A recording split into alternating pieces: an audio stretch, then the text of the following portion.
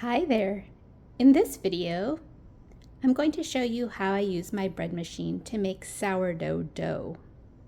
When I first started working with sourdough, I quickly realized that using the bread machine's full bake cycle gave me bread that was dry and lacked that classic sourdough texture. That's when I found out it's actually much better to just use the dough cycle and then bake the bread separately in the oven. As a mom of 4, I don't have time to babysit dough through every long rise and stretch over a full 24-hour period. So this method really helps me keep homemade sourdough in our routine without giving up an entire day. It's efficient, flexible, and still produces great tasting results. Let's get started. For this method, you'll only need a few simple ingredients and your bread machine. I'm using 2 cups of active sourdough starter. You can see that it's bubbly here.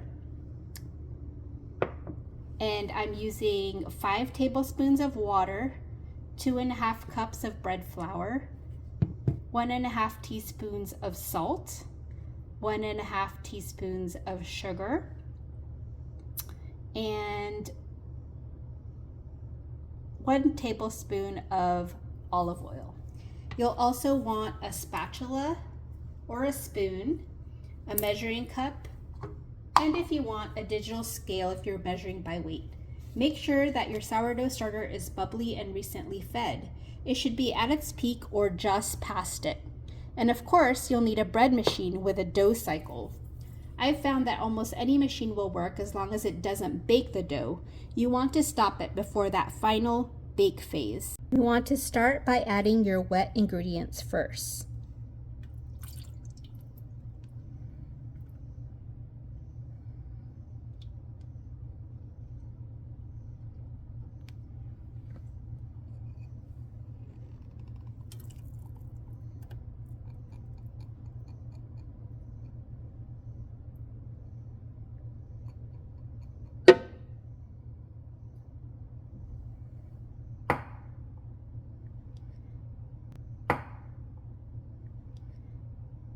So first I poured the water and then the olive oil and then the sourdough starter.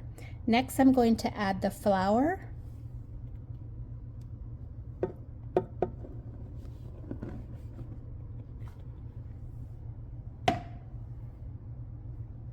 the sugar, and the salt. And I'm going to make a well for my yeast.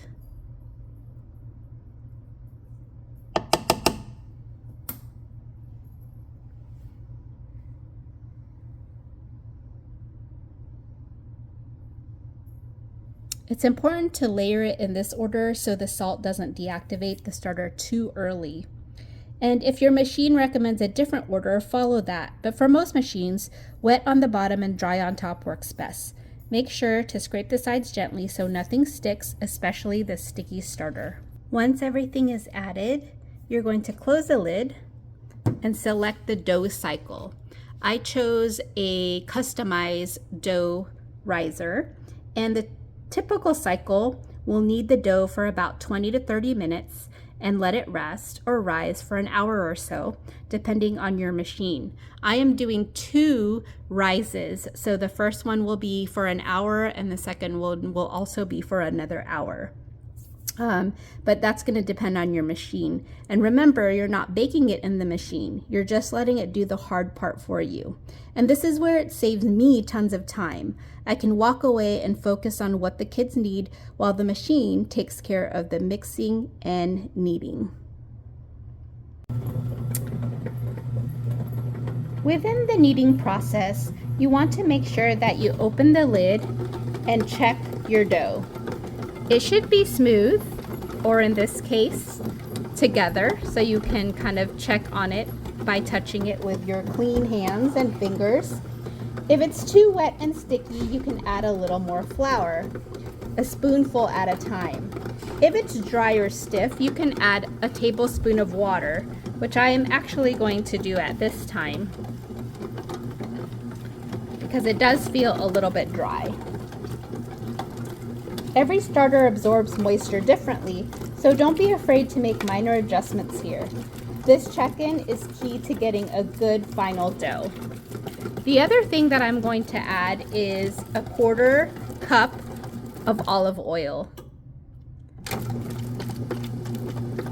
And I am making a plain sourdough loaf today, so I'm not adding any other ingredients besides the olive oil at this time.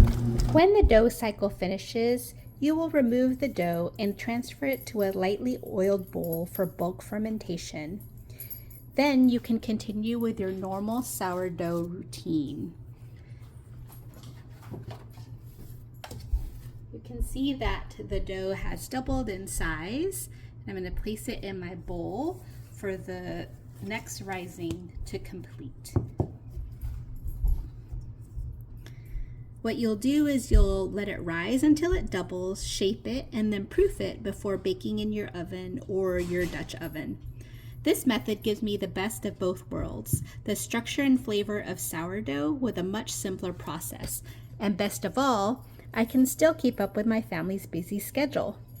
Thanks so much for watching. Feel free to save or share this video if it was helpful.